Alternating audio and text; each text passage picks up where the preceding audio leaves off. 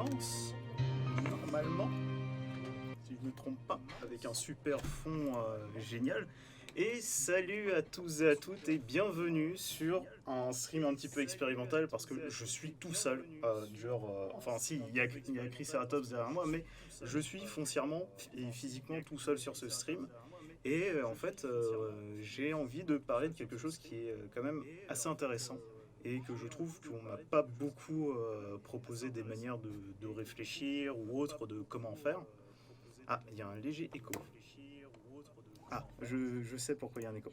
Là, normalement, il devrait plus avoir d'écho parce qu'en fait, j'ai ma fenêtre de stream aussi pour avoir accès au chat et pour pouvoir vous répondre. Dites-moi si tout va bien à ce niveau-là. Ah, nickel.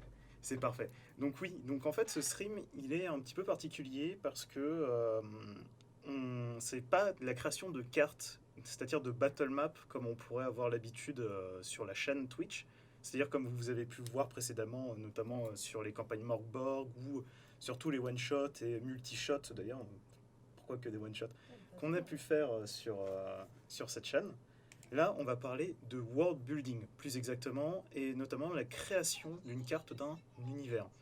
Ça reste, en fait, pour moi, quelque chose qui est quand même vachement important et qui fait partie au cœur même du storytelling de l'univers que vous souhaitez faire, puisque vous allez quantifier et visualiser pour vos joueurs, mais aussi pour des personnes extérieures, votre univers, votre monde.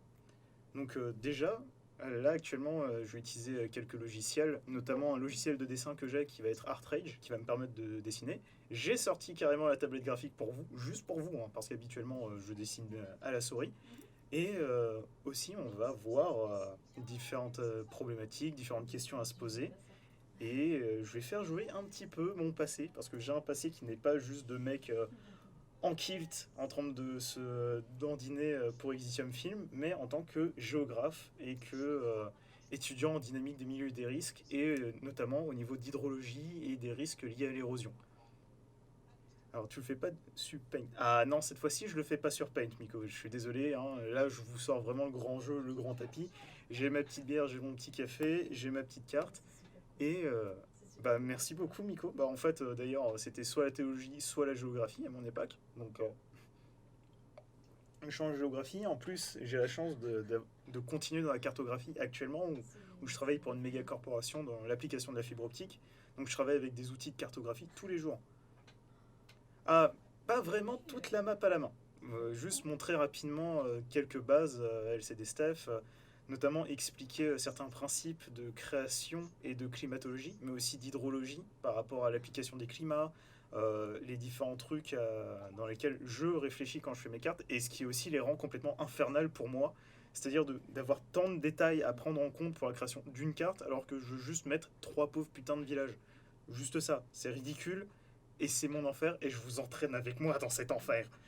Alors, tout d'abord, la toute première question à se poser quand on fait une carte, c'est l'opposition de deux univers. C'est-à-dire que est-ce que vous voulez faire une carte plutôt axée sur quelque chose de réaliste ou même de fantasmagorisme scientifique, avec de la science-fiction par exemple, ou est-ce que vous voulez partir sur quelque chose de plus fantastique, fantasy, qui vous permettra de vous libérer en fait des différentes contraintes qui peuvent exister dans le fait de réfléchir de manière réaliste avec d'énormes guillemets, parce que actuellement mon processus de création que je vais vous présenter n'est absolument pas réaliste, il ne respecte pas tous les facteurs géologiques, euh, hydrologiques, sociétaux qui influent et terraforment notre planète actuellement. Donc oui, oui, j'ai balancé terraformation sociétale.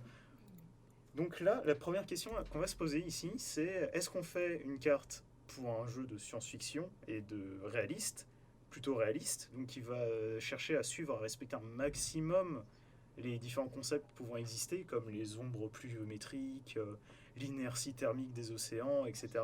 Ou est-ce qu'on va partir plutôt sur quelque chose de fantastique, avec des éléments qui peuvent changer, varier. Là, j'ai LCD Steph qui me sort fuck la logique, et bah, je suis d'accord avec toi parce que c'est vrai que la fantasy nous permet d'avoir quand même une certaine liberté. Par exemple, on peut très bien décider que, en fait, cette montagne là-bas, bah, c'est un géant qui est très vieux et qui est tellement vieux en fait qu'il y a eu des dépôts ou que, bref, il y a des cailloux qui ont poussé sur le corps. C'est simple, ça se trouve, c'est des verrues. C'est même pas des cailloux, c'est des verrues, ça se trouve. Je ne veux pas de cet univers.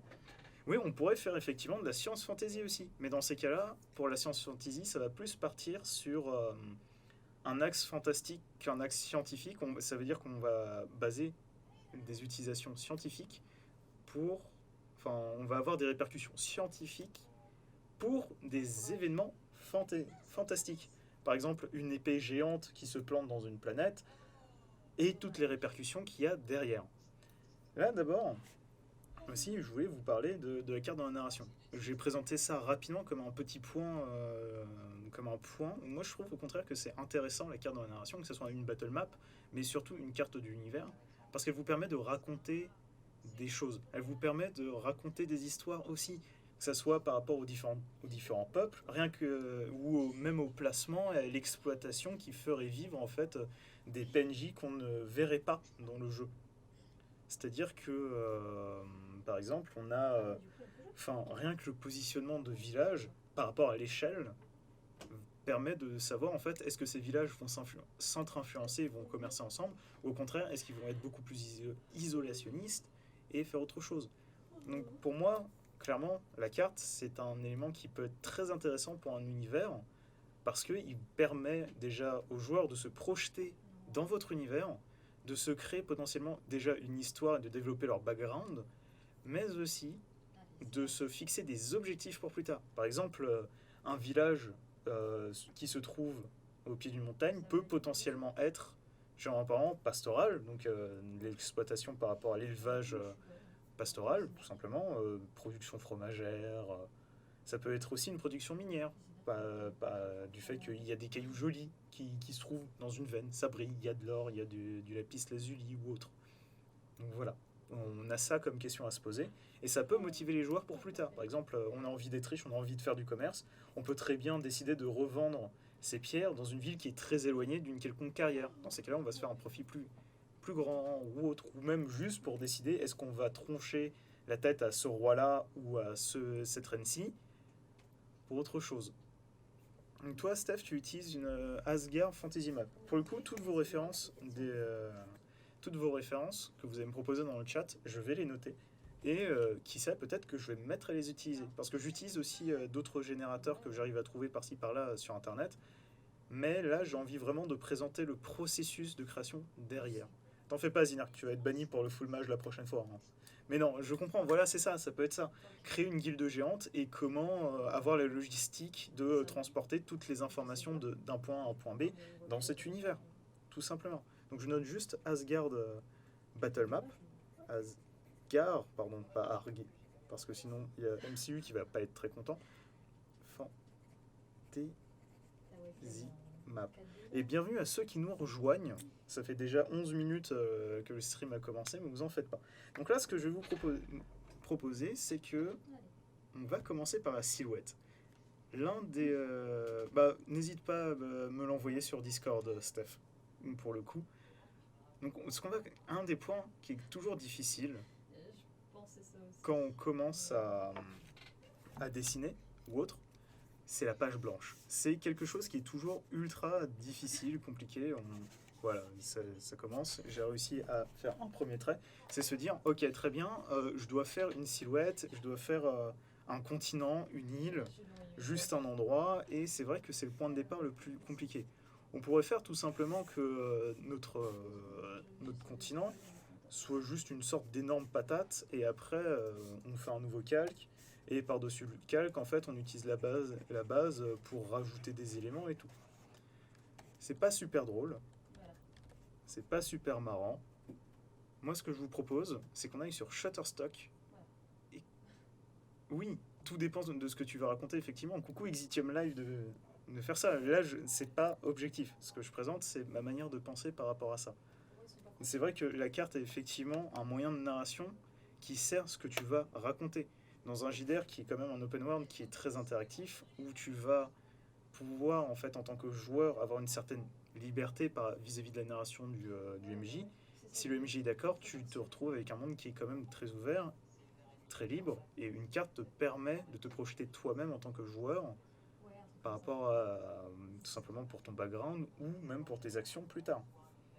Donc par rapport à la silhouette, là actuellement, ce que je propose, c'est qu'on aille donc sur Shutterstock et qu'on aille récupérer une image. Tout simplement, je vais vous laisser le choix d'un d'un animal, l'île patate pour une guilde de chips ambulantes.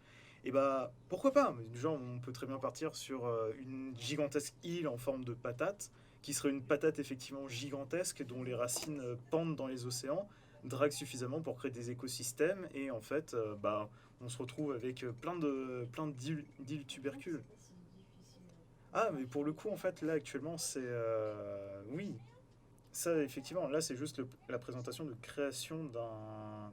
Tout simplement de la cartographie de base. On ne va pas appliquer les sociétés.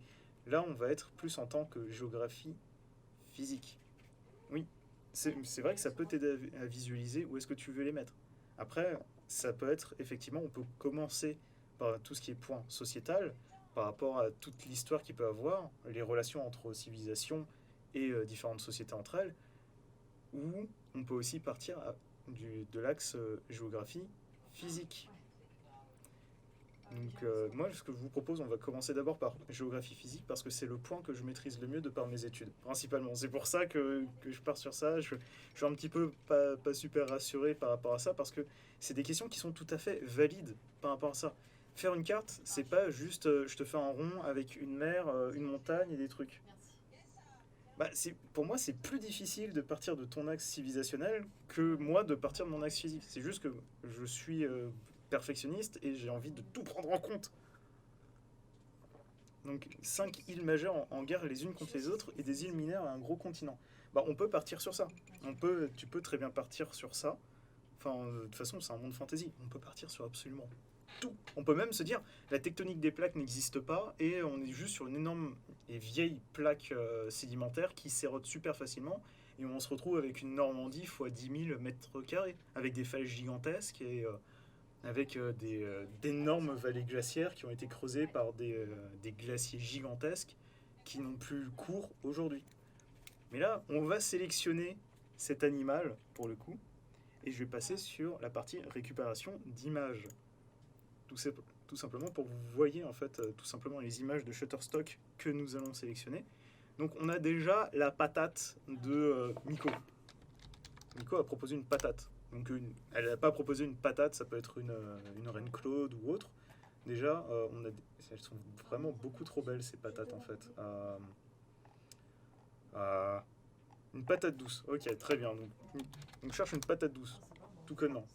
C'est un truc que je trouve assez intéressant de partir sur des animaux ou des végétaux, c'est que c'est des formes qui sont régulières, mais à la fois aléatoires dans leur forme. Enfin, c'est un peu particulier. On va avoir une forme globale qui va se retrouver, qui va nous permettre de créer quelque chose. Donc déjà, on a une patate douce. On va chercher une patate intéressante. On veut une patate intéressante. À l'œil, à la vision. Là, celle-là, par exemple, pomme de terre douce sur fond blanc, me plaît personnellement. Enfin, je me vois très très bien dans cette patate parce le fait qu'il y en ait deux la rend intéressant en fait en termes de visuel. Là, je vois qu'il y a directement un estuaire. Enfin, juste ici, il y a un estuaire. Potentiellement, ça peut être aussi une zone qui a été érodée par rapport à différents sédiments, notamment de la craie du calcaire. Là, ici, ça peut être un pic, mais ça, c'est juste un effet de la photo, etc. On a déjà, rien qu'avec une patate, on peut faire plein de choses. Ah, c'est une web HP, je n'aime pas ça. Ah non, non, non. Ah, je n'arrive pas à la. Oh, il faut télécharger. Bon, on va faire à l'ancienne. Hein. On va piquer par Paint. Merde. Voilà, c'est un petit peu la galère, je suis vraiment désolé. Je lis le chat en même temps, donc si vous avez d'autres... parce qu'on va pas que utiliser la patate douce de Miko, hein, on va utiliser d'autres images pour se baser sur notre silhouette de carte. Tout simplement et basiquement. On va pas non plus... on va pas prendre qu'une patate, on va prendre autre chose aussi. Donc si vous avez des idées, moi j'en ai. La patate. Oh oui, mais moi je suis un vieux de la vieille, Steph. J'aime bien utiliser Paint et impression d'écran. J'arrive jamais à faire fonctionner le truc. Donc, après, ce qu'on peut faire, Il me propose poivron. Là, on peut prendre un animal. Ce serait quoi l'animal qui pourrait être drôle? Ça pourrait être, je sais pas moi, un éléphant. Ok, très bien, merci Triceratops. Un éléphant et une belette. Oh, bordel de merde. Pourquoi je tenais. On va prendre un éléphant. On veut une image intéressante d'éléphant. Une limule. Non mais, vous me donnez des animaux. J'adore la limule. C'est tellement vieux comme style, j'adore. Éléphant. Là, en termes de texture, en termes de forme, moi j'aime beaucoup. Enfin, j'ai l'impression de. Non, ouais, tu vas voir, Nico. Ça va le faire. C'est pas compliqué. Ça va le faire. Là, on a notre petit éléphant, qu'on va appeler éléphant. Comme le jeu qui est sorti au début des années 2000. Donc, éléphant. Voilà. On va avoir donc une belette. On va chercher une image intéressante de belette. Là, la belette, tu peux imaginer une partie de la carte où le temps passe plus lentement et où la croûte terrestre n'est pas encore développée et est totalement volcanique. Bah ça rentre dans le point d'érosion.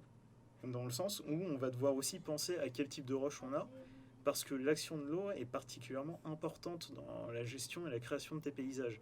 Une roche volcanique va être plus difficile en fait à éroder et va parfois être plus poreux, ce qui fait qu'on va avoir non seulement un endroit où on peut avoir des vallées assez abruptes, ou un endroit qui est particulièrement sec à cause de la porosité en fait du sol, qui va faire qu'on va perdre de l'eau. On va avoir un déficit hydrique. Ah, pour le coup, je vais déjà faire avec la belette et la limule.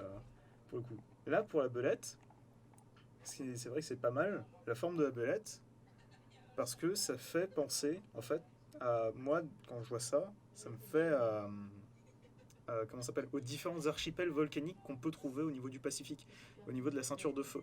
C'est-à-dire toutes ces séries d'îles comme le Japon, Jakarta, un croissant, oui, aussi, ça donne faim, quoi. Enfin, là, voilà, bon, c'est un furet, hein, mais voilà, genre, là, comme ça, moi, j'aime bien. Enfin, évidemment, je vais retourner après les différentes images. Ça va faire une chocolatine. Alors, est-ce que tu valides ton croissant comme image intéressante, Lithium? Parce que là, il me reste juste la limule à trouver. Et on sera bueno. Donc là, la belette. Alors, je vais prendre la limule déjà avant que vous commenciez ce débat infernal qu'est pain au chocolat ou chocolatine. De toute façon, pain au croissant, c'est le meilleur. Vous pouvez pas tester. Ah, les limules. Fun fact sur les limules, elles ont le sang bleu actuellement parce qu'elles n'ont pas une base d'hémoglobine qui utilise du fer en fait pour transporter l'oxygène, mais sur une base d'oxyde de cuivre. Ce qui fait que leur sang est bleu et est utilisé en termes de au niveau pour tester certains médicaments actuellement. En plus d'être un des animaux des crustacés qui ont gardé la forme depuis plus longtemps. C'est assez simple en termes de forme, une limule quand même. Enfin, ça donnerait une bonne île. J'aime bien celle-là, là. Façon gravure d'encyclopédie. Coucou Marine, qui vient s'ajouter au débat chocolatine. Ça, je savais pas qu'ils avaient 4 yeux pour le coup, Steph. C'est super intéressant. Ah oui, en plus, ces bestioles s'échouent sur les plages, je crois, du Pacifique, côté Amérique. Mais je les trouve géniales.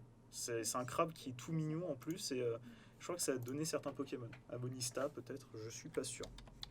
Alors nous avons la limule. Et enfin, on va chercher, je vais pas tout prendre quand même parce que sinon, je vais faire un jet de dés, tout simplement, un jet de dés physique. C'est un des 6 que je vais lancer. Sur un chiffre pair, nous allons avoir... je vais repasser sur la cartographie. Nous allons avoir en fait tout simplement le croissant et sur un chiffre impair, nous allons avoir le pain au croissant. Donc je rappelle, c'est un des 6 parce qu'en fait il n'y avait pas ma webcam depuis tout à l'heure, j'ai un petit peu douillé. 5, donc c'est le pain au croissant sur son chiffre impair, donc on va voir s'il y en a. Hein. Si je tape chocolatine dans Shutterstock, qu'est-ce que ça me donne? Ça me donne effectivement Isia Chlorotica, ça devrait te plaire même si tu le prends pas. Regarde. Bah, t'en fais pas, Steph, j'ai dit toutes les références que vous me donnez ou autres, je les note. Elysia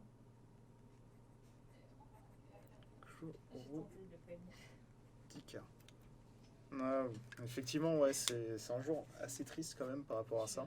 Le fait qu'on a, en termes de doublage, mais c'est malheureusement, enfin, c'est triste pour le coup, quoi. Enfin, on n'a plus Sully, on n'a plus Mel Gibson, on n'a plus Robert De Niro. J'ai un peu peur, j'ai toujours un peu peur quand il y a un doubleur qui meurt, notamment qui était connu pour des grands rôles, de voir un petit peu le remplacement. T'as vu la petite main? Dommage.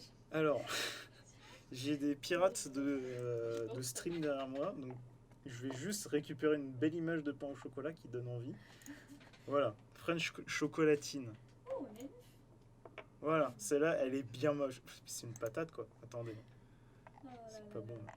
La personne qui mange une chocolat. Businesswoman eating a computer une fois. Je connaissais, j'utilisais pas Shutterstock avant. Attends, je comprends pas. Quoi? Attends. C'est quoi ça?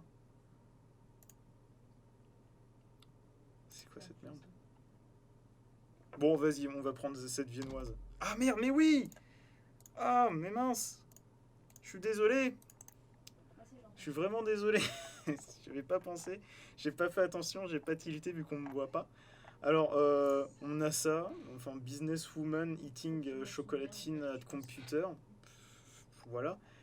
Et il y a ça qui m'a l'air d'être une viennoise, je crois. Alors, bienvenue à tous ceux. Mon son est très faible. Je vais peut-être tenter de me. Je vais augmenter mon son alors, dans ces cas-là. Là, est-ce que c'est mieux en termes de son? C'est un pain au lait, pépite choco, pas un pain au chocolat. Ah là là, bah on va trouver quelque chose d'intéressant. Ah, parfait. Là, on applique le chiffre d'or, le nombre d'or, la suite de Fibonacci là. Parfait, c'est génial, c'est beau, ça donne faim aux gens. Et d'ailleurs, oui, bienvenue à ceux un peu mieux, mais il faudra ajouter du gain quand même. Ah, attendez, est-ce que c'est mieux là? Un pain suisse. Est-ce que c'est mieux comme ça en termes de gain? Est-ce que c'est plus satisfaisant? J'avoue, Moi, je lui ai dit qu'il était j'avoue, c'est mon premier stream quand même où je suis tout seul. Je veux tout régler. Je vous avoue, je suis un petit peu, j'ai un peu peur. Il a pas répondu. N'hésitez pas à me dire hein, dès qu'il y a un problème ou autre, je m'occuperai de tout régler. Oh non, D'accord? c'est pas possible. En vrai, ça n'a rien changé à part te rajouter du bruit. Oh merde! Aucun sens. Eh, comme quoi, moi aussi j'ai des problèmes je suis un peu trop petit. Non mais ça va, t'inquiète, mon son est clean. D'accord, parce que j'avoue, je suis un peu en mode, je suis un peu en PLS là. Donc pain au croissant chocolat. Voilà. Faites pas la guerre avec moi. Voilà, on va repasser maintenant sur sur ce qu'on a et je vais tenter de retrouver ce que j'ai créé parce que là je suis un petit peu nouveau dossier. Voilà. Donc là, on va ajouter à notre logiciel de dessin tout simplement. Ah, ça tombe bien. Hop. Au moins toi tu peux streamer. C'est vrai, je suis désolé Logan. Voilà. Donc, je propose de balancer des petits cœurs et des F pour Exitium Live parce qu'effectivement on a eu beaucoup de problèmes mardi dernier. Oui, bah j'essaye de respirer, je suis grave en stress, je suis pas bien. Non, ça va quand même, il y a pire. Il y a pire. Alors je vais balancer toutes les images qu'on va importer dans des nouveaux calques. Voilà, donc c'est un peu moche. Voilà. Donc là, on va d'abord, on va juste passer en transparent toutes les images pour pouvoir les voir. En transparence, pardon. Appliquer une transparence et limiter opacité. Merci beaucoup pour les petits cœurs. Et oui, bah, d'ailleurs, vous pouvez nous retrouver sur Exitium Film, sur YouTube. Oh. Et aussi tous les mardis soirs sur le stream d'Exitium Live, tout simplement. Et il y a un super Discord aussi avec des gens ultra talentueux, avec Lojan, Ok. alias Reporter, qui est le streamer principal. Moi, à vrai dire, en vrai, j'ai piqué le compte de Chroniqueur du Chaos pour vous faire ce live, parce que malheureusement, on n'a pas pu organiser le Morgborg à la suite.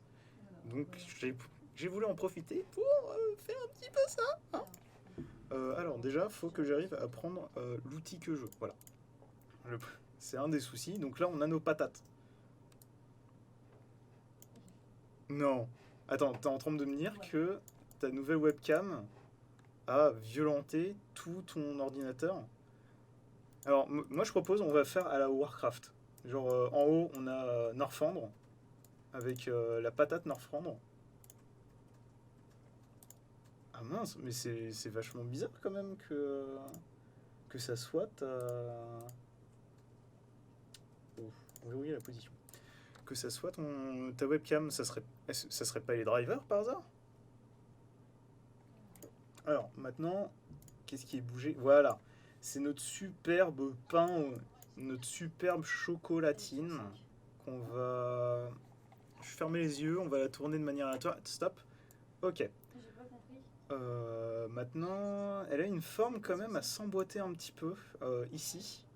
Non, non, plutôt Ah. ici, dans cette partie-là de la patate douce. Mais j'y suis aussi. J'aurais jamais cru dire. Ouais. Alors, ce pain au chocolat s'emboîte parfaitement à cette patate douce. Ouais. Donc, Enfin, non, je on rigole. peut imaginer effectivement qu'en termes de tectonique des plaques, la patate douce se soit scindée de la chocolatine. Je suis vraiment désolé. Ça devient. C'est merveilleux. Bah, en fait, actuellement, j'utilise des images déjà existantes pour créer la silhouette en fait de mes différents continents Exitium. C'est ça ce que je fais. C'est pour ça qu'on a des images trop bizarres. C'est juste que je vais récupérer la silhouette après. Oui, on sait. Et en fait, en discutant de tout ce qui est tectonique. Oui. Ah, en fait, tu vois des images superposées. Donc là, tu vois des patates douces, un pain au chocolat, une limule, un éléphant et un furet quelque part en transparence que je suis en train de bouger à droite à gauche pour avoir plus ou moins ma forme voulue en fait bah, de continent, de relief, de carte en fait, tout simplement.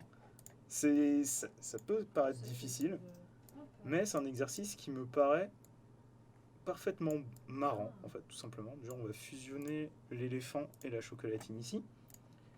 On a notre belette, enfin, qui va être ici. Elle a une bonne forme pour s'emboîter aussi sur la patate douce. Allez. Bah, pour l'instant, non, Steph. Je fais déjà un travail préliminaire, en fait, juste de placement de mes images. C'est pas comme ça qu'on crée des planètes, MacLeod. Je fais ce que je veux, d'accord? Le chroniqueur, il est pas là. Je crée mes planètes comme je le veux. Hein? Avec des ferrets, des patates et des limules. Non mais oh. Hein? Ça y est, ça triquite. Hein? Et enfin, c'est vrai que la limule, j'aurais du mal à la placer. On va la placer là. La jeunesse selon MacLeod. Oui. Oui, mais voilà, c'est ça. C'est la jeunesse selon MacLeod. Hein, voilà, si vous aviez des doutes sur la création de la Terre, il y a 9000 ans, il y a un mec qui s'est dit, je vais prendre une chocolatine, un éléphant, une patate douce, une limule et un furet et je vais faire la Terre. Voilà. Donc là, pour les gens qui doutaient de mon artistisme, on va faire le détourage. Enfin, le détourage. On va en fait dessiner plus ou moins là, c'est juste pour vous montrer, mais on va en fait dessiner les contours des animaux, plus ou moins. C'est pour ça que je détourne pas, parce qu'il y a différentes couleurs qui vont être difficiles. Je vois qu'il y a des gens qui sont partis parce que c'est vrai que je dis que c'est un stream de carto et en fait tu vois un éléphant, chocolat, une limule, des animaux quoi. Le deuxième jour, un éléphant qui nous fait la terre. Exactement. Non mais en vrai, oui.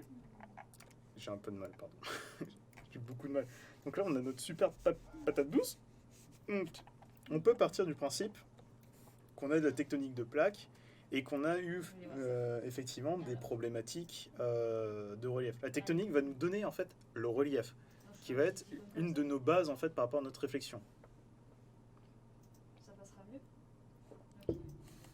Donc là, je vais m'occuper de cette patate, tout simplement. Hein. Je vais pas m'embêter. Hein.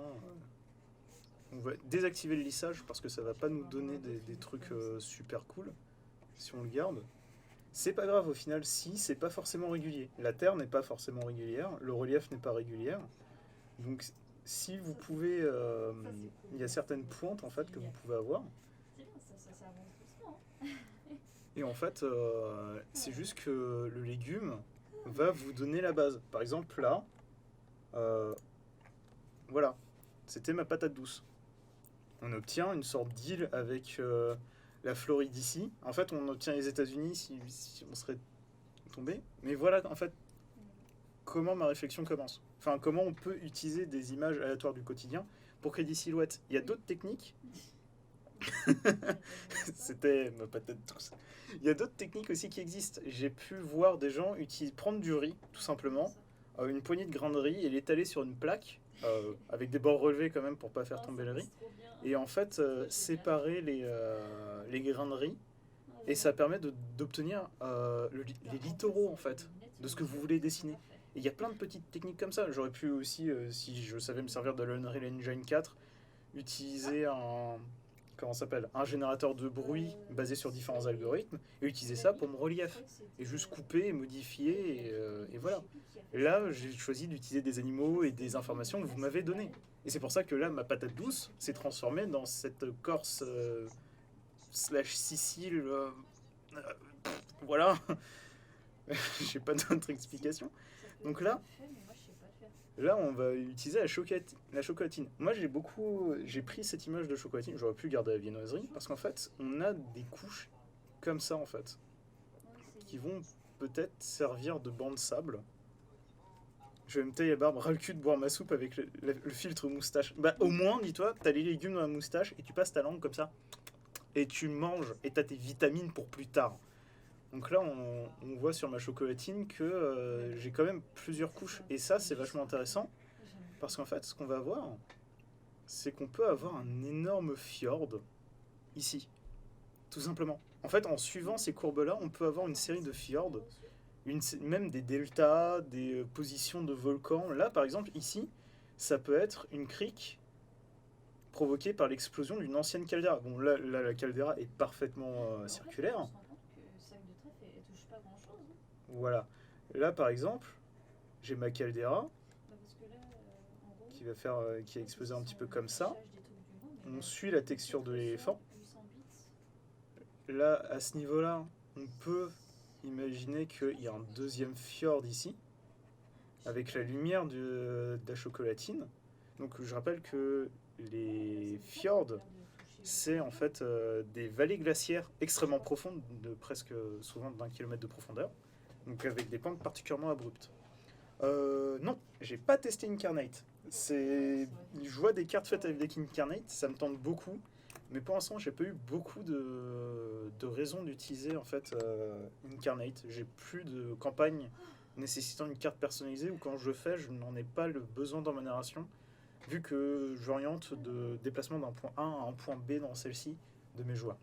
C'est pour ça. Ou alors quand j'utilise un JDR, j'utilise l'univers qui est déjà créé et qui a déjà une carte, tout simplement. Comme pour Morkborg, tout simplement. Il y a déjà une carte fournie, donc je n'ai pas besoin de la fournir. Ah, ouais, je note. Hein. Mais je note de toute façon toutes les références parce que moi, ça m'intéresse. Et puis même pour vous, plus tard, n'hésitez pas à discuter dans le salon JDR d'Exitium Live. Donc si vous voulez, n'hésitez pas, je sais pas si je peux lancer le live du Discord dedans. Je sais pas si on a un bot pour inviter les gens sur le Discord. Mais n'hésitez pas à discuter de ça. Donc là, je vais reprendre quand même ma chocolatine. Donc là, on a notre superbe fjord. On peut compléter un petit peu. Là, on va suivre maintenant. On va reprendre l'éléphant. Donc l'éléphant a quand même des bonnes textures, quand même de base à lui. C'est-à-dire que la forme de la silhouette de l'animal est suffisamment complexe pour ne pas avoir à en rajouter comme la patate douce. Mais après, ça provient du fait qu'on a un animal de plusieurs centaines de tonnes. Enfin, centaines de tonnes, mais Clément, qu'est-ce que tu racontes comme bêtise? De plusieurs tonnes face à un objet. On va désactiver le lissage parce qu'il commence à trop me lisser les choses. Face à un légume qui pèse maximum 1 kg. Donc une patate douce, ça fait que quelques pourcentages du poids d'un éléphant. Humville. Bah, ça me donne plein de noms là, faut que je note en même temps. Humville, voilà. C'est noté sur mon carnet. Bah, c'est bon à savoir parce que on n'y pense pas. Je suis en train de voir mon truc que j'ai fait et j'ai des petits doutes, mais j'ai des petits doutes. Je suis en dotation. Donc là, on a, voilà, on a cette explosion de la caldeira.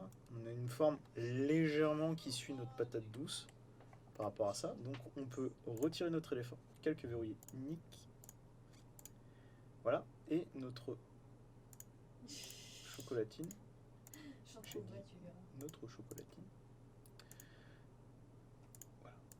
Voilà. Donc on a cette forme-là. Des doutes par rapport à... Bah, par rapport à la forme en fait, c'est ou dire une main un petit peu, mais c'est pas grave, c'est une carte de fantaisie. Hein, on va pas se douter. De toute façon, on va rajouter un peu plus tard des petits archipels. Enfin, on peut en rajouter ici par exemple, qui est, vu qu'on a dit qu'ici c'est une terre volcanique, donc ce qui fait qu'on a des archipels et avec la détente de la fonte des glaces, il y a pu avoir une élévation des terres submergées, comme ce qui a eu lieu avec le bassin parisien. Et oui, parce qu'en fait, le bassin parisien, c'est de la craie, c'est du dépôt en fait biologique, marin, le silex aussi. Et en fait, pendant l'ère glaciaire, la glace était tellement haute, en fait, la couche de glace était suffisamment lourde pour avoir fait s'affaisser la Terre, en plus d'avoir pris beaucoup de volumétrie d'eau, ce qui a permis en fait aux hommes de changer, de passer d'un continent à un autre à pied. Ça a aussi provoqué l'affaissement de la Terre. Et en fait, quand ça a fondu, pendant la fonte des glaces, on a eu ces superbes en fait d'énormes glaciers qui ont raclé en fait le paysage et qui ont créé d'énormes vallées. Euh, je cite la Normandie parce que c'est un cas que j'ai fait pendant mes études où on a de superbes vallées glaciaires à ce niveau-là qui sont gigantesques. Et en fait, c'est juste des glaciers, comme pour le Mont Blanc, mais vraiment gigantesques qui ont juste raclé et qui ont érodé en fait le sol. Et donc, à leur fonte globale, le bassin parisien s'est soulevé en fait, un petit peu en oblique. C'est pour ça que plus on s'approche de l'intérieur des terres, on a le plateau parisien en fait qui monte tout doucement et en fait on a une chute un petit peu abrupte.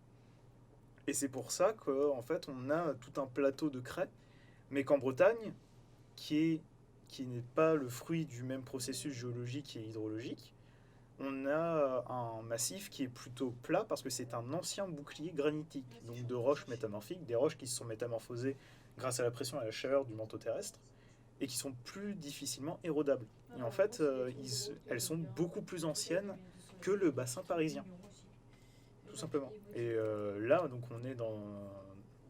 on peut se dire que en termes de là, des îles, on peut apparaître lors de la fonte des glaciers et par rapport au nivellement qu'il y a pu avoir. Bah, c'est exactement ça en fait. On est sur de la géographie, de la géologie, de l'hydrologie. On va essayer d'attaquer un petit côté de climatologie. Je vais essayer déjà de tout faire pour vous permettre en fait de réfléchir et de vous montrer comment je réfléchis. Alors, je ne suis pas géologue. J'ai eu des comment ça s'appelle j'ai été géographe. Il y a tout.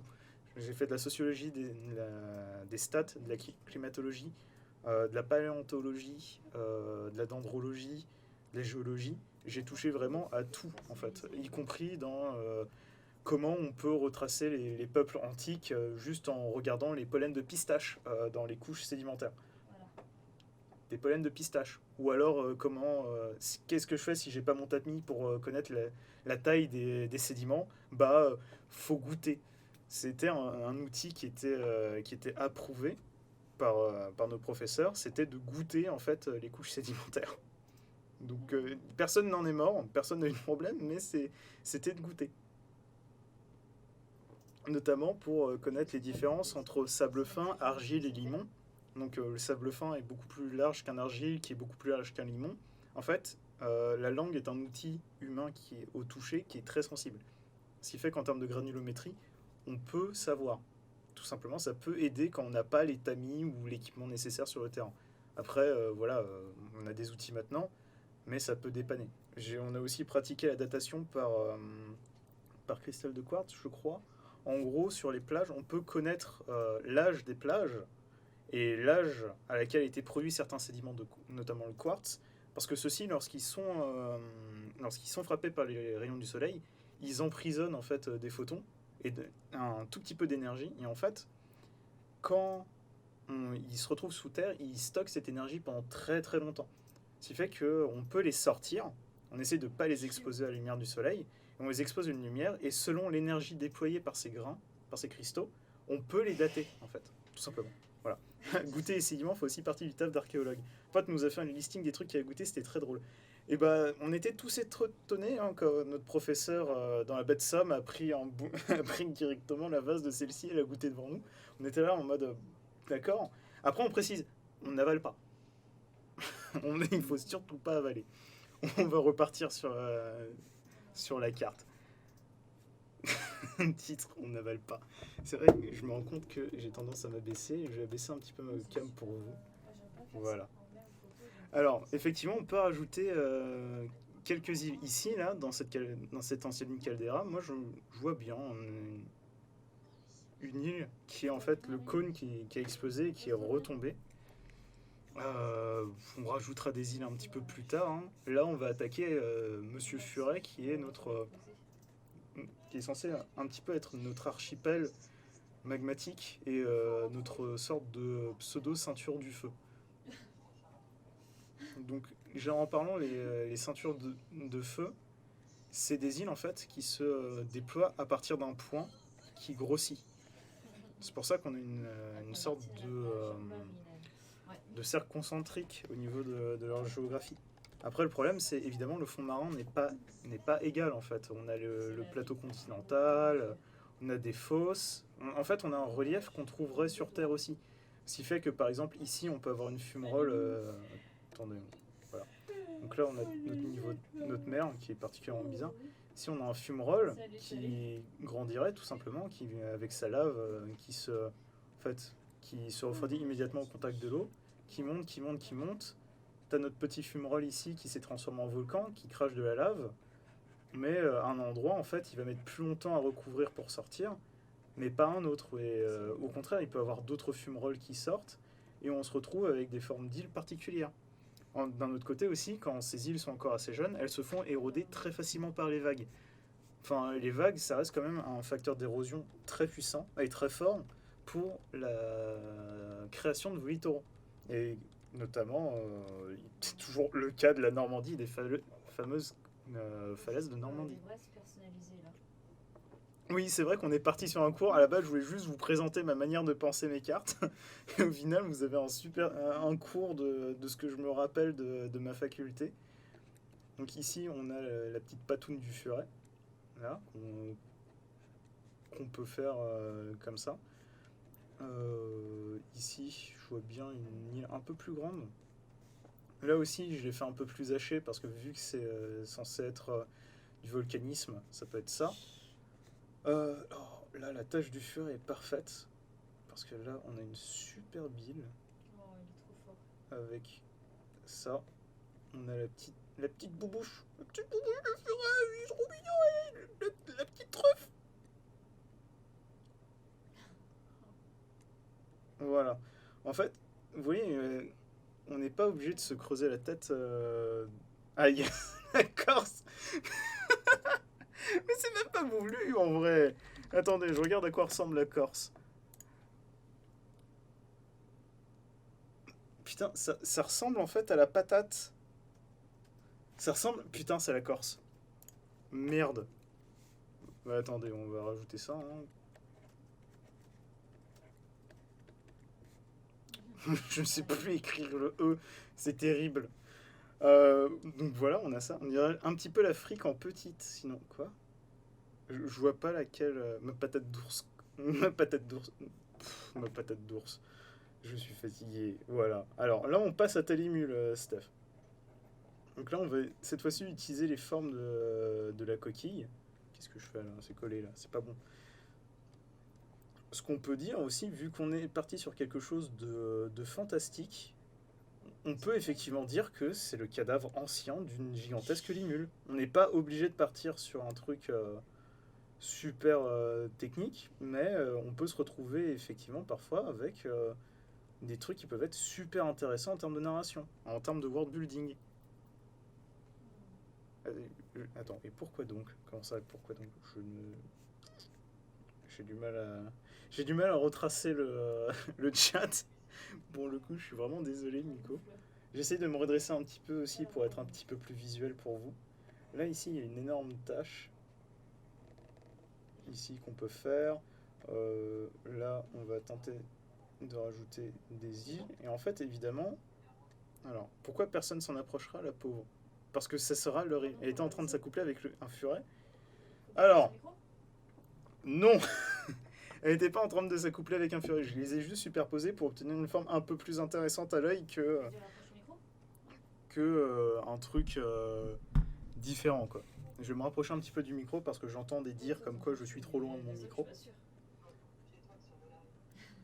C'est normal. Voilà. Ici, on rajoute quelques îles. Ici, évidemment, on a des petites bêtises ici. Voilà. Hein. Ici, on peut même penser qu'il y a ça. Le Japon. Tout ça. C'est exactement ce que c'est l'accouplement. Superposé pour obtenir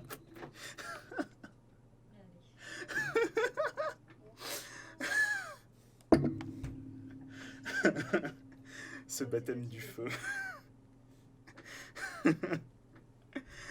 J'étais pas prêt. Je vous avoue, j'étais pas du tout prêt. Mais alors, mais d'une force. Allez, vous savez quoi? On rajoute un lac ici. Là,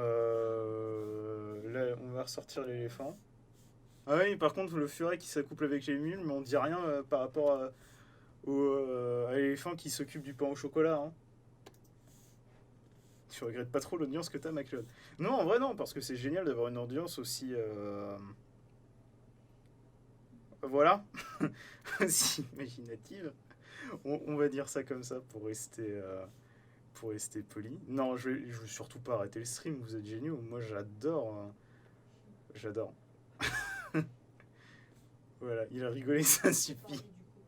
C'est le plus important. Le plus important, c'est de s'amuser pendant un stream. Je vais pas te faire la gueule parce que vous faites des blagues par rapport à ce que je fais ou ce que je dis. Je vais pas le prendre mal, au contraire. Ça veut dire que vous êtes intéressé et que vous êtes en train de regarder l'écran. C'est au contraire, moi j'adore le fait que vous me sortiez des petites blagues comme ça. Et bah, là, en termes de. Là, on va laisser le continent choco-éfant. Le chocofan. On va calque verrouiller. Voilà. On va laisser donc le calque chocofan de son côté. Et on va, en fait. Corse.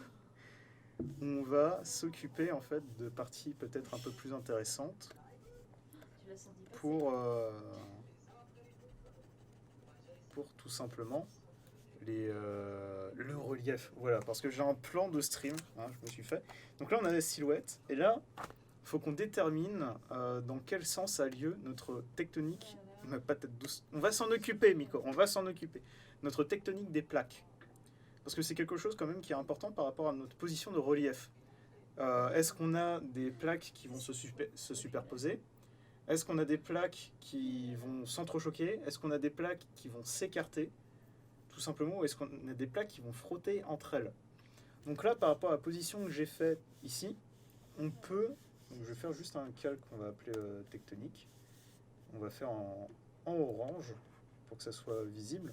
En fait, ici, du fait que j'ai une structure très linéaire, comme ça, on peut partir du principe que notre tectonique des plaques, c'est un frottement latéral. Alors ta dorsale, elle est là, ta dorsale. Là, on peut voir clairement qu'il y a un... Je vais activer le lissage par contre. Qu'il y a une dorsale ici en fait. On la voit très... Elle fait une transition super cool. Alors, je viens de remarquer un truc sur le dessin, mais j'en dirai pas plus. On sait donc qu'on a un frottement latéral et qui explique notre possible ceinture du feu. Là, on a donc du coup, si vous voulez, des bains chauds naturels, c'est pas là-bas. Bah, Nico l'a vu aussi. Donc là, on avait dit qu'ici, c'était tout simplement une sortie. C'était géologiquement pratique, surtout du granit avec du granit avec des refs métamorphiques et un soulèvement. Enfin, je peux pas vraiment le montrer, Steph.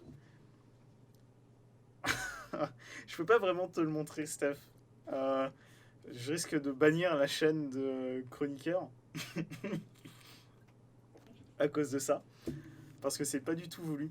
Et en fait, là, on peut dire effectivement qu'il y a une détente, et que ici, en fait, on a plus ou moins la même vallée glaciaire, sauf que ici, la détente a fait que toute cette partie ici soit du calcaire ou de la craie, parce que c'est des sédiments. Donc ici, on sait que en termes de... Donc là, je vais faire encore un énième calque, je vais mettre en rouge. Ici, je sais qu'à cause de la détente, on va avoir en fait un soulèvement et des reliefs. C'est drôle de partir de Mais quelque pas, part. faut dire que c'est très chaud quand ça... C'est vrai. Arrêtez. Stop, je vous adore. Donc ici, on a cette détente. Du fait que ça soit des roches magmatiques aussi, on peut partir du principe que nos principaux reliefs se trouvent au niveau des rebords des fjords. Tout simplement, qui sont beaucoup plus élevés que, que le reste, en fait. L'archiphalu. L'arc-phalu. Ce qui fait que, vu qu'ici, en fait, c'est les rebords de nos fjords, là, vont être très élevés, très abruptes. Mais ici, on va pas avoir un aussi grand relief.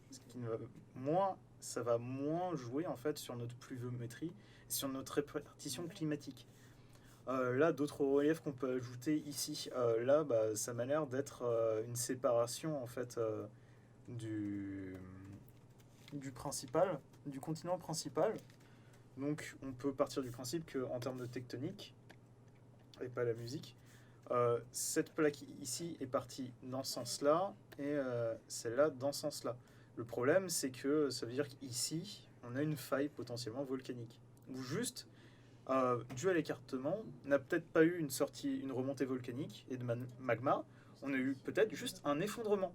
Et qu'à la base, ici, cette partie-là, c'était lié entre elles étaient liées, et ensuite la mer s'est engouffrée, tout simplement. Donc là, on va continuer à ajouter nos proto-reliefs. Tu peux aussi partir du principe que ça se rapproche comme l'Inde qui touche l'Afrique à la base. Oui, mais ça, je préfère le garder pour notre Corse. Bah en fait, Steph, le bas de la map actuellement, il n'y a rien en fait dans le bas de la map. Je vais le montrer. Il n'y a rien. Il n'y a vraiment rien ici en fait. Donc après, je vais la bouger effectivement sur mes outils. Webcam et webcam frame. Et je vais les bouger ici. Voilà, bim, je suis en bas à gauche. Comme ça, vous êtes tranquille. Je suis très fier de pouvoir dire que j'arrive à faire ressortir le côté beauf de Miko. Fierté personnelle. Ah bah ça. Là, ici, donc on a notre caldeira qui s'est effondrée.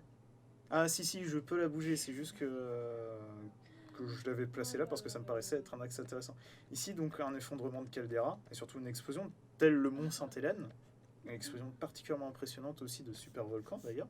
Puis il y a des choses qui...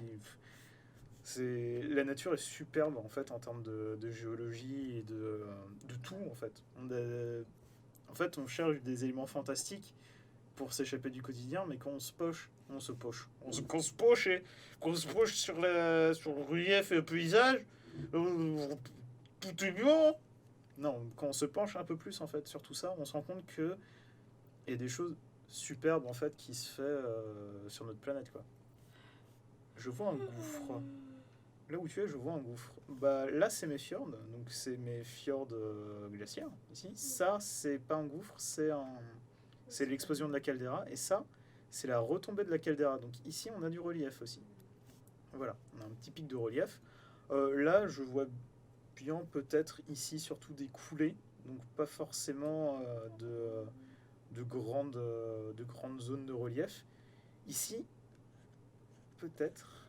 Ici, j'en vois bien ici pour ce lac, tout simplement, pas forcément une ancienne caldeira, mais surtout une explication à pourquoi il y a un lac ici, tout simplement, qui serait expliqué par notre fameuse climato.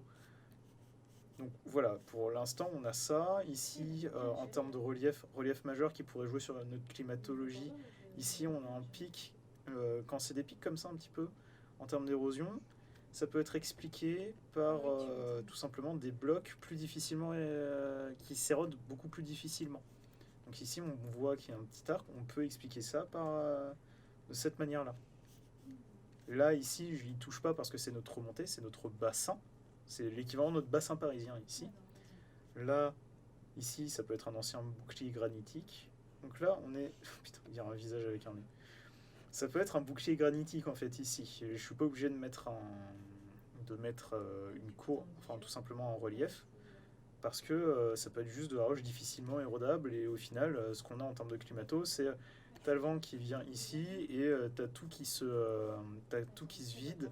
Ici, ça bloque principalement l'humidité. Ici, ça sera plus aride. Mais ça sera une fois que j'aurai placé la plupart des reliefs. Donc ici, on a notre Corse. Là, le vrai axe, c'est comme au Chili, la cordillère des Andes ici, avec peut-être ici comme axe, comme un os de poulet. Et là, tout simplement, on a des reliefs volcaniques, ce qui fait que ça va être, comme j'avais précisé, ça va être surtout des petits points. Je vous jure que c'est pas fait exprès. C'est vraiment pas fait exprès. Patate douce corse avec un os de poulet, ok, exactement, patate douce corse. Voilà. Donc là, on a notre volcanisme à peu près. Ici, j'ai pas envie de dire que c'est expliqué par juste un relief qui bloque. Ici, j'ai envie de dire par exemple que ce lac, c'est juste que c'est dû à un potentiel effondrement dû à l'érosion. Par exemple, effectivement, ça c'était quelque chose qui se retrouvait sous l'eau, qui a été soulevé en fait par l'écartement des plaques ici, enfin par le frottement, qui les a déplacés, qui a fait tourner en fait la plaque de roche sur elle-même, qui s'est soulevée en fait. Ce qui fait que là on a de la sédimento, et que là ce qui s'est passé ici, en fait, on a un énorme trou. Du fait qu'avec l'érosion, à force de la pluviométrie, l'eau a dissous certaines couches qui s'étaient faites, et créé en fait un énorme gouffre en fait, un trou qui s'est par la suite effondré. Un petit peu comme ce qui arrivera à Saint-Lazare dans plusieurs dizaines d'années à cause de l'énorme trou lié à la dissolution des couches calcaires en dessous de la gare. Maintenant, vous n'allez plus avoir envie de prendre le RER E ou le train. J'adore. Donc ici, je vais mettre une petite truc de montagne parce que, vas-y, je fais ce que je veux. Je savais que ça allait faire paniquer un petit peu quelques personnes du chat, notamment Miko. Enfin, c'est vu que t'es la seule qui réagit, mon sang. Alors, il faut savoir que lors de la construction de la gare Saint-Lazare, on a découvert en fait quelque chose qui est arrivé à cause du pompage de l'eau potable et de la nappe phréatique parisienne, où en fait, en baissant, en fait, à force de pomper l'eau, la nappe phréatique, en diminuant, a provoqué la chute progressive en fait du plafond calcaire. On va faire un petit dessin, parce qu'en final, je vous fais un cours de géographie, je me rends compte. En gros, on a notre sol ici, et en fait, on a nos différentes strates de roches calcaires, et on a notre nappe phréatique.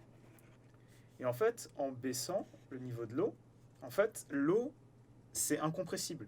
Un liquide ne se compresse pas. Ce qui fait que ça a une certaine solidité structurelle, cette eau stockée. Et cette eau, elle n'est pas stockée comme une énorme rivière. Non, elle est stockée dans des roches, dans l'argile notamment, qui est imperméable, qui est aussi une roche qui stocke l'eau. Et en fait, coucou Yénisri, cette roche qui est imperméable, mais qui gonfle sous l'effet de l'eau, a une résistance structurelle. Et en pompant l'eau de cette nappe phréatique, on a créé un vide, ici, tout simplement.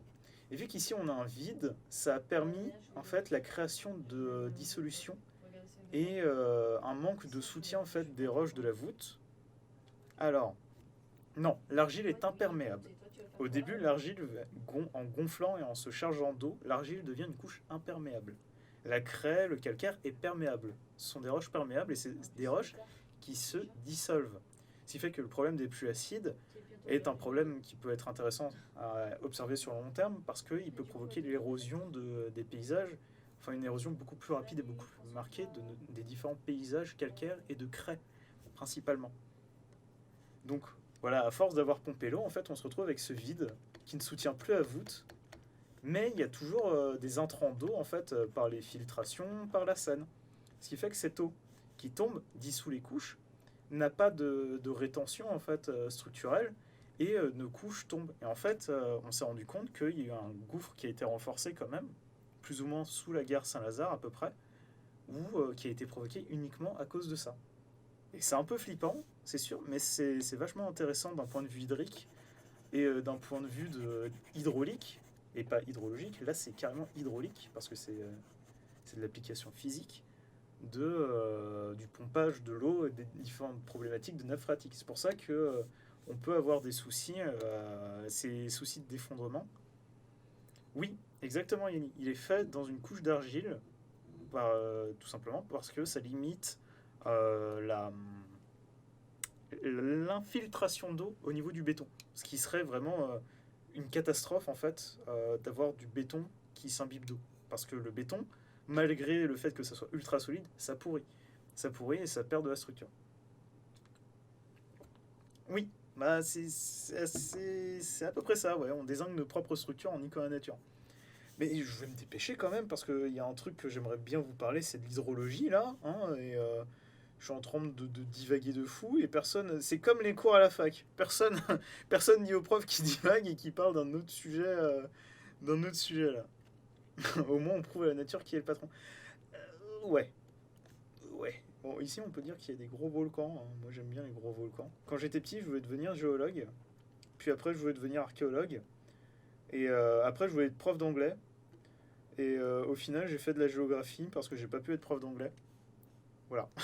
C'est aussi con que ça. Donc là, vous comprenez rien. Les parties en rouge vont être nos dorsales de relief, en fait. Et là, on va passer sur le moment qui fait péter des câbles. Enfin, je dis ça, mais c'est pour le drama. En fait, on va passer à la pluviométrie et à la répartition climatique. Donc là, on va devoir placer nos pôles et notre équateur, principalement si on fait une planète, mais en parlant, en fait, l'équateur, c'est une zone de dépression et les pôles vont être des zones d'anticyclone, principalement. En fait, l'anticyclone, si vous avez suivi un petit peu la météo, c'est des zones d'air froid et sec et de haute pression. Haute pression. Les dépressions, comme son nom l'indique, est une zone de basse pression et c'est un air chaud et humide. Et en fait, l'air qui est chaud et humide, enfin, plus un air est chaud, plus il peut stocker d'humidité. Et en fait, à l'équateur et au niveau des tropiques, on se trouve au niveau d'une dépression perpétuelle. Et en fait, vu que la nature déteste les vides, tout simplement, l'air de l'anticyclone se dirige toujours vers la dépression. Ce qui fait qu'on a un vent plus ou moins perpétuel, on a des dépressions et des anticyclones qui se forment naturellement à cause de relief ou à cause du fait que l'air et tout simplement les mouvements atmosphériques passent sur des zones auxquelles ils ne vont pas pouvoir se charger d'humidité, au contraire, ils vont se décharger, se refroidir et s'assécher. En fait, alors, vu que c'est un antidépresseur, du coup, le Xanax, c'est un anticyclone. Oui, oui, le Xanax, c'est un anticyclone. C'est pour ça qu'on a eu très froid et qu'il y a eu de la neige. C'est parce qu'il y a le Xanax qui est arrivé. Et donc, donc c'est pour ça que c'est important de placer nos pôles parce que ça va nous permettre de mettre bien nos grandes lignes de répartition climatique. Donc là, c'est mon calque de répartition climatique. Là, on va placer nos pôles. Donc, pour un souci de facilité, on va décider que ici, cette ligne-là, cette superbe... Je vais passer à la souris parce que là, il va falloir tracer une ligne. À peu près cette ligne-là. Et cette ligne-là. Voilà. C'est nos pôles. Ici. Voilà. Et que là, en rose, parce que j'aime bien le rose, c'est sympa comme couleur, on va avoir... alors, je vais taper mon café. Ce qui fait qu'on a une ligne pas droite du tout. On a nos tropiques et surtout notre zone équatoriale où règne une dépression perpétuelle. Est-ce qu'on peut imaginer qu'on a 3 ou 4 pôles ? On pourrait partir effectivement sur, vu qu'on est sur une carte de fantasy, avec l'existence de plusieurs zones polaires. Le souci que je vois à ça, c'est que ça rend l'application de la climatologie et de la détermination du mouvement de nos vents très difficile. C'est parce qu'il va falloir gérer en fait des vents qui vont s'entrechoquer eux-mêmes. En fait, il faut considérer que notre atmosphère, c'est un liquide. Et dans ce liquide, qui a des densités différentes, des compositions différentes quand même, il réagit différemment. Je sais pas si vous voyez ce jouet, cet amuse-bureau en fait, où il y a de l'huile qui se mélange pas vraiment. Bah, c'est à peu près ça en fait notre atmosphère. Et oui, voilà, c'est ça aussi. L'autre problème, c'est si on part d'une planète standard, on a généralement parlant deux pôles. Là, pour un souci de facilité, je préfère toujours partir vers deux pôles, parce qu'en même temps, ça me permet de me baser sur des exemples bien réels. Et si j'ai besoin d'images référentielles, je peux me baser sur la planète. Donc là, donc on a nos bandes, et on sait donc que nos vents, donc nos anticyclones, se dirigent toujours vers les dépressions. Ici, je vais écrire dépression pour signifier que c'est notre dépression. Et là, c'est on va appeler ça notre air conditionné, nos AC, quoi. Ou nos petits Assassin's Creed, hein, pour les petits marrants, pour les petits malins. Et en vert, ça va être nos flèches de vent. Donc, on pourrait partir sur la discussion de dans quel sens notre planète tourne. J'ai la flemme. Je vous avoue que c'est quelque chose, c'est une question qui est intéressante de se dire si ma Terre tourne comme ça veut dire que je vais avoir un vent d'ouest, sinon un vent d'est. Et là, pour le coup, je me suis pas posé la question parce que j'ai voulu garder ça de manière assez simple. Alors, Steph, le logiciel, non, malheureusement, ArtRage est payant. C'est juste que je l'ai testé il y a bien longtemps et qui m'a beaucoup plu. Donc je me le suis acheté une licence en fait ArtRage pour pouvoir dessiner. J'utilise en fait pour retoucher certaines images ou faire des mèmes. Alors il y a la simplicité ultime qui est la map de Warhammer où c'est juste une map monde bidouillée avec un donut en add-on au niveau de l'Atlantique. Oui aussi, ou la map de Warcraft 3 où en gros on a de Warcraft pendant un continent à gauche, un continent à droite, un continent en haut, un continent en bas et hop voilà, on a notre truc. Donc nos vents, on va dire que vu que à cause de la rotation en fait nos anticyclones ils tournent dans un sens, nos dépressions dans un autre en fait. C'est ça aussi.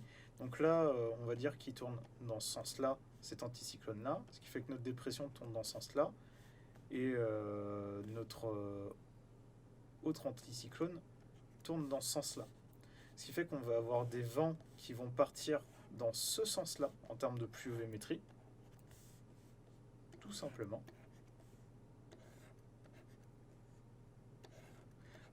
D'ailleurs, je me rends compte, là je suis... Ah oui, effectivement, c'est pareil. Excusez-moi, non, c'est pas pareil. Donc là, on a ça. Ça va tourner dans ce sens-là. Et là, oui, effectivement, non, c'est vrai, t'as raison, Steph, je me suis trompé. Normalement, les pôles s'inversent, ce qui fait que... non, pas comme dans la catastrophe naturelle que les pôles s'inversent. Mais en fait, les dépressions, dans les zones équatoriales, elles tournent dans tous les sens. Elles sont... en fait, c'est comme des engrenages, en fait. Elles s'engrainent elles-mêmes à tourner dans certains sens. Donc c'est pas grave si elles sont pas dans le même sens parce qu'ici c'est une zone de pluviométrie immense. Enfin, sauf à cet endroit-là où là, au contraire, on va avoir une dépression équatoriale parce qu'on a beaucoup de terre. Voilà. Ici aussi. Ici, c'est des zones où on va pas avoir tant d'humidité que ça, plus ou moins, du fait qu'il n'y a pas d'océan, il n'y a pas de mer pour pouvoir charger notre dépression. C'est terrible quand même. On ne peut pas charger notre dépression parce qu'on ne va pas à la mer. Voilà. Donc là, on a déterminé notre sens en fait climatique des vents. Et en fait, c'est important parce que ces vents, les sens de ces vents vont déterminer dans quel sens proviennent en fait notre eau, tout simplement. De comment l'eau et l'humidité de la mer arrivent. Donc là, on sait donc, ça va nous permettre de faire le troisième point, ça va être notre hydrométrie. Simplement, ça va être notre dernier point pour ce soir, mais en fait, l'hydrométrie, ça va effectivement impacter sur la fertilité des sols, mais ce qui impacte aussi sur la fertilité des sols, c'est le type de sol de base. Mais oui, la fertilité des sols est impactée par la pluviométrie, principalement. Mais là, on va être principalement au niveau de l'hydrologie pour l'instant. Donc là, notre calque. Je vais rendre transparent celui-ci, parce que sinon, il prend beaucoup de puissance de visu pour moi et pour vous aussi. Donc là, je sais que, ici, je vais t'embaucher pour faire le monde de mon JDR. Bah écoute, si t'as des bases, si t'as des idées, je suis toujours preneur pour ça. Après, j'ai beaucoup de projets aussi de mon côté, je sais pas si je pourrais t'assurer ça, Steph. Mais c'est très gentil de penser que je pourrais t'aider à faire ça. Donc là, on a notre pluviométrie. On sait donc que, en parlant, notre eau va venir comme ça ici et va venir comme as ici. Là, on a un fait marrant. En fait, parce que je suis en train de partir, mais il faut que je vous explique quelque chose. Attention, les vents suivent pas mal les courbes de l'archipel. Oui, mais c'est de l'archifallu. C'est pour le caresser tout doucement. En gros, en fait, lorsqu'on a une montagne, un relief, et qu'un vent le frappe, en fait, on a un côté qui va être plus sec que l'autre. Parce que plus on monte en altitude, moins il y a de pression. Moins il y a de pression, moins l'atmosphère a de potentiel pour garder son humidité. Moins une atmosphère est humide, plus il y a de variations thermiques.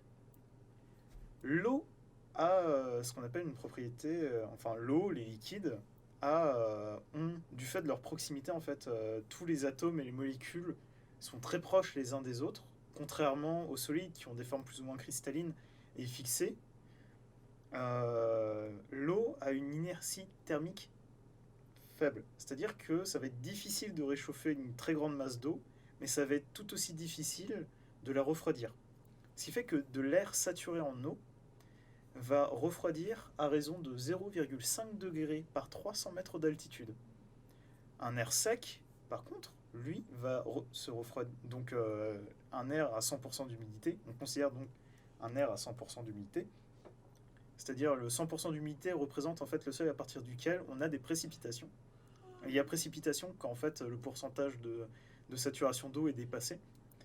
Et en fait, donc l'air saturé a une variation thermique de 0,5 degré, tandis que l'air sec a une variation thermique de 1 degré. Donc tout simplement, quand notre air chargé d'humidité va frapper notre montagne, en montant, il va se décharger tout simplement de son eau, en montant tout simplement, et il va être plus chaud, donc on va avoir un côté relativement chaud en fait, beaucoup plus chaud en fait, plus haut en altitude. Et une fois qu'il passe de l'autre côté, notre air qui est devenu tout sec, tout asséché, va avoir une variation de température beaucoup plus grande et va se réchauffer beaucoup plus. Attendez, j'ai dit de la merde. Non. On a une variation thermique plus lente d'un côté. En fait, on a une variation plus lente d'un côté, tout simplement, avec beaucoup plus de précipitations grâce à l'altitude. Et de l'autre côté, on va avoir une orientation thermique beaucoup plus élevée, parce que notre air va se réchauffer plus vite. Là, sur 600 mètres, par exemple, notre atmosphère va gagner 2 degrés, alors que là, sur le même laps de 300 mètres, on va gagner que 1 degré.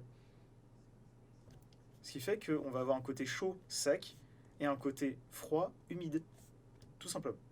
Enfin, froid, humide, beaucoup plus frais, avec moins de variations thermiques entre le sommet de la montagne et notre base de la montagne, tout simplement. Donc là, on va juste placer nos petites rivières par rapport à ça. Donc là, on en a ici qui vont alimenter notre superbe lac. On a là. Ici, on peut avoir des résurgences de sources selon le type de sol, en fait. On peut aussi avoir ici, donc là, on aurait plutôt des rivières comme ça. On peut même imaginer une rivière ou un fleuve. Pardon, je suis sorti de ma tablette graphique comme ça. D'où le fait que sur la montagne, un côté est plus enneigé qu'un autre. Exactement, parce qu'un côté a plus de précipitations que l'autre, tout simplement. Donc là, on sait qu'on est sur une plaque plus calcaire, une partie de calcaire, et on a déterminé que c'est assez bas. Ce qui fait qu'on va avoir une sinuosité beaucoup plus grande, parce qu'on va avoir beaucoup moins de dénivelé. C'est pour ça que la Seine, par exemple, en s'approchant de son embouchure, a des boucles. C'est parce qu'en fait, moins il y a de dénivelé, moins l'eau a d'énergie potentielle, et plus elle va avoir tendance à suivre en fait un cours plus long. Parce qu'en fait, l'eau est feignant. On est en cours à 22h15, sérieux. Bah écoutez, oui. Oui, vous êtes en cours. Et en fait, plus l'eau a d'altitude, enfin plus votre goutte d'eau commence haut, plus elle aura d'énergie potentielle grâce à la gravité. Ce qui fait qu'en montagne, c'est pour ça qu'on va avoir on va avoir tout simplement des vallées, des vallons, d'énormes, enfin tout simplement que l'eau va creuser avec énormément d'énergie potentielle. C'est là aussi où on va voir de la granulométrie qui va être déplacée de fou, comme d'énormes rochers, etc. Alors que dans la Seine, au bout de la Seine, on va voir que des vases et des limons, qui sont des toutes petites particules qui nécessitent que très très peu de puissance pour être déplacées. Ainsi, on va avoir une eau potentiellement moins oxygénée parce qu'elle est moins en mouvement. Donc on va avoir ces effets de sinuosité, tout simplement, dans nos couches calcaires, parce qu'aussi, ça reste des couches qui sont propices à la résurgence de sources d'eau. Voilà. Donc ici, on peut dire qu'il y a une énorme rivière qui ne veut rien dire ici. Ici, là, à contrario, grâce au positionnement de nos fjords, et que ici, c'est une plaque, c'est du magma en fait, enfin des roches métamorphiques, pardon, excusez-moi. On peut déterminer que les rivières sont plus rectilignes, du fait à la difficulté de comment ça s'appelle, à la difficulté en fait de creuser, tout simplement. Donc ici, on a quand même nos vents qui passent ici, donc on va avoir principalement notre pluviométrie ici, de ce côté ici. On peut en avoir de l'autre côté aussi. Là, actuellement, je suis en train de les poser de manière plus ou moins binaire, mais en vrai, on peut avoir de la pluviométrie des deux côtés. Enfin, on peut avoir la formation de systèmes hydrologiques des deux côtés. On n'est pas obligé d'être coltiné à un seul système. Voilà, donc là, on peut même imaginer que le lac finit, enfin, cette mer intérieure plutôt, se vide grâce à différents systèmes par rapport à l'intrant. Ici, on peut avoir un petit peu, etc., etc. Mais exactement, on peut avoir la formation de delta, c'est dans des endroits où on a en fait un dénivelé assez faible qui permet en fait d'avoir des sillons qui vont se refermer, qui peuvent se boucler et quand même continuer, par exemple lors de crues. Après, les deltas, c'est des estuaires qui ont énormément de sédiments qui ont été charriés, qui se sont accumulés. Et ces sédiments qui sont très fins sont propices à se faire bouger en fait lors de marées ou lors de crues. Ce qui fait qu'on peut avoir des deltas qui vont se creuser facilement. Alors ici c'est un peu plus froid, donc ici on peut imaginer, il n'y a pas fort. On a comme en Russie, en Sibérie, des rivières qui s'écoulent vers le pôle. Donc on se retrouve avec des crues glaciaires. Ah non, non, non, pour le coup, Steph, non, je n'ai strictement pas pris les constructions de l'homme. Là, on est purement géologique, hydrologique et climatique. On n'a pris aucune construction d'homme. Parce que les constructions d'hommes vont pas forcément influencer grandement, en fait, enfin si, ça influe grandement directement les rivières, et surtout sur la végétation, comme pour les savanes ou autres. Il me semble que, si je vous dis pas de bêtises, il me semble que les savanes, par exemple, c'est un système tropical dégradé, mais c'est aussi une végétation qui est qui a été énormément modifiée par l'homme en fait à la base. Mais ça, je suis pas sûr du tout, donc je préférerais pas m'avancer sur quoi que ce soit. Je préférerais que, si vous êtes tenté, faites vos recherches et dites-moi si j'ai tort et si je suis en bolos ou pas, quoi. Donc là, ici, on a notre système hydrique, voilà, qui va se passer là. Ici, principal, ici on a une cuvette qui va nous... Ici, la cuvette qui va nous permettre de faire ça. Oui, il faudra refaire certains fleuves, mais là, actuellement, on n'est pas dans un développement suffisamment avancé de notre carte pour placer en fait nos constructions. Oui, bah, il y a le cas des marais asséchés, mais d'abord, il faut placer ces marais. Donc, on doit avoir notre pluviométrie pour pouvoir réaliser nos marais et ensuite savoir où est-ce que l'homme va venir et dire ah ouais, j'ai de la boue jusqu'aux cuisses. Venez, j'assèche tout ça pour pas l'avoir jusqu'aux cuisses. Tout simplement. C'est en fait là, on est vraiment qu'à la toute base. J'aurais aimé, effectivement, discuter un peu plus, représentant l'Europe dans l'Antiquité. Ah, bah oui, parce qu'au final, vu que c'était principalement des terres submergées, des marais, il n'y avait pas forcément d'intérêt à les représenter, parce que bah, ça n'existait pas encore. Et ça, c'est un fait qui est vachement intéressant, je trouve, Yanisri, que certains pays ne soient pas représentés à cause des grands développements qui ont été faits. Mais pour l'instant, tu peux live jusqu'à minuit. J'aimerais bien, malheureusement non, parce que tout simplement, je dois aller au travail demain. Et j'ai beaucoup de routes. Je suis vraiment désolé pour ça. J'aimerais live sur ça pendant super longtemps, parce que ça reste... Enfin, c'est quand j'ai fait de la géographie au début, je vous avoue, j'ai choisi ce cursus juste pour des raisons personnelles de petit con. C'était juste pour faire un fac à mes parents, tout simplement pour leur dire écoutez, m'avez clairement empêché de partir en langue. Bah, fac, c'est soit de la théologie à Strasbourg, ouais, théologie, c'est ce que c'était mes deux choix, théologie et géographie. Et en fait, je suis parti à mes cours de fac, mais sans aucune volonté, mais vraiment zéro volonté. Et j'ai rencontré Stéphane Cordier. Je suis plus en contact avec lui malheureusement. Et pas que, tous mes professeurs en fait sont ultra passionnés. En fait, ça m'a fait un énorme déclic parce que le problème du système français, scolaire français, un des problèmes, c'est que dans le secondaire, on n'a pas de professeurs, on n'a pas souvent des professeurs qui sont extrêmement passionnés par ce qu'ils font. Enfin, ils peuvent avoir des leçons qui les passionnent. Mais malheureusement, qu'est-ce que tu fais, Clément? Malheureusement, en fait, on se retrouve avec parfois des professeurs qui ne veulent pas faire certains cours et qui le font par non-gaieté de cœur. Alors qu'à la fac, à l'université, on se retrouve avec des gens qui ont choisi leur sujet, en fait, leur sujet de cours notamment. Et donc, ils ont une passion, mais gigantesque, qui permettent d'avoir des axes de pensée bien différents.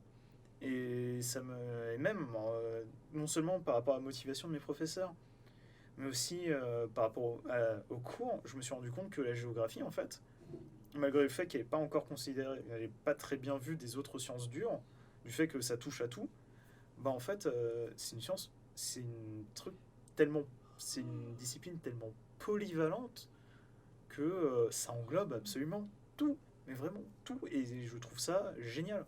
En fait, je trouve ça génial, et malheureusement, il n'y a pas assez de représentation de la géographie physique. Moi, je suis un géographe physique qui s'oppose, alors qu'elle ne devrait pas du tout, parce que la géographie physique et la géographie sociale sont main dans la main, en fait, par rapport à tout ça. Parce qu'au final, la dynamique des milieux et des risques, ça prend en compte la géographie sociale par rapport au positionnement des populations, comment ça se fait qu'on a des populations qui sont plus résilientes à certains endroits et pas à d'autres par rapport aux différentes crues et aux différents risques. Et pourtant, ça c'est un truc que j'ai pas trop aimé, c'est cette petite guerre. Il y a eu une guerre en fait entre géographes physiques et géographes social malheureusement, où en fait les géographes sociaux chient à la gueule, vraiment chient à la gueule des géographes physiques, avec des profs qui m'ont déjà sorti non mais de toute façon la géographie physique n'existe pas, tout simplement, hein.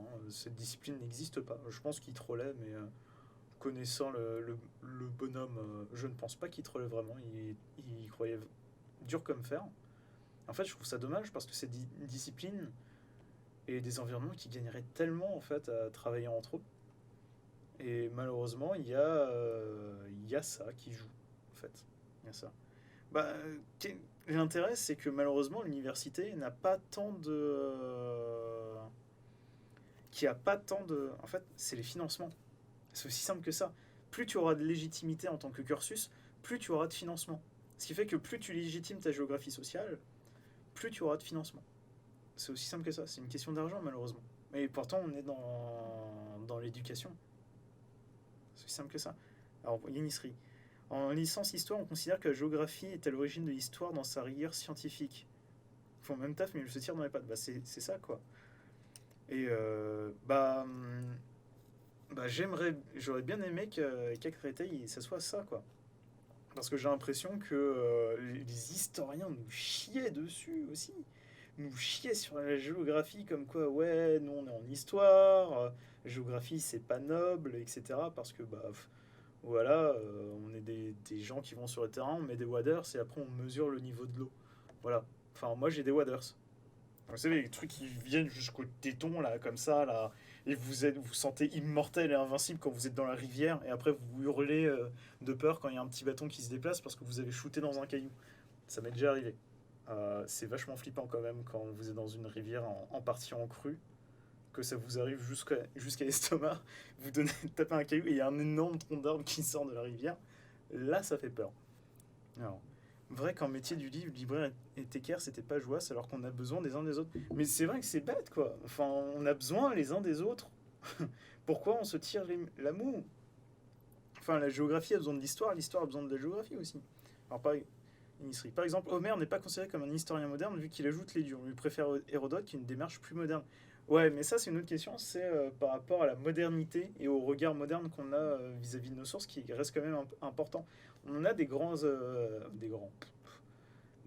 géographes qui ont été majeurs dans leur traitement de différentes poétiques et de la création de différentes sources de matériaux. Mais le problème, c'est que au fil du temps, on s'est rendu compte qu'ils sont plus ou moins erronés dans leur truc ou que ce n'était pas, ils avaient des visions assez peu admissibles actuellement. Le problème, c'est aussi l'axe moderne fait qu'on développe de nouveaux outils, qu'on met fin à certaines. Putain, alors, je suis en train de faire des rivières, je pouvais zoomer depuis le début. Et en fait, on se remet en question au final. On remet en question les théories existantes. Et c'est pour ça qu'on se retrouve en fait à préférer certains plutôt que d'autres, quoi. Avant de me barrer, j'ai pris un contrat en service civique pour aider ma mère à payer le loyer en tout temps et j'y suis pas retourné. Bah moi je comprends le fait d'arrêter ses études. Moi j'ai arrêté les miennes. Enfin j'ai pas fini ma première année de master parce que je me suis retrouvé enfermé au CNRS en stage non rémunéré. Et c'était super intéressant. J'étais avec des gens extrêmement passionnés. Sauf que j'étais enfermé dans le bureau et je me suis rendu compte que la recherche purement scientifique, c'était pas pour moi. Donc j'ai préféré arrêter. Et j'ai préféré prendre une petite année sabbatique où j'ai enchaîné des petits boulots, où j'ai pu faire un road trip avec Chroniqueur. Et après, je me suis restabilisé et j'ai trouvé un travail fixe pour démarrer une carrière dans la fibre optique.